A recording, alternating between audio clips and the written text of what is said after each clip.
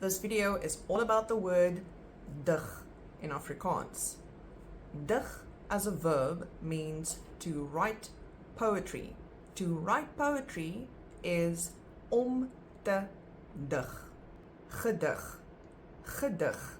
As a verb, that is the past tense, and it means to have written poetry. Gedig as a noun means a poem. Digkuns, digkuns, poetry, dichter, dichter, poet. Digbundel, digbundel, book of poetry. Now, dig as an adjective means dense or compact. Digbevolk, digbevolk, densely populated.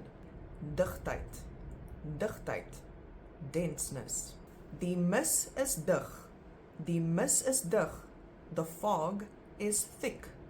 Die deur is dig toe. Die deur is dig toe. The door is shut firmly.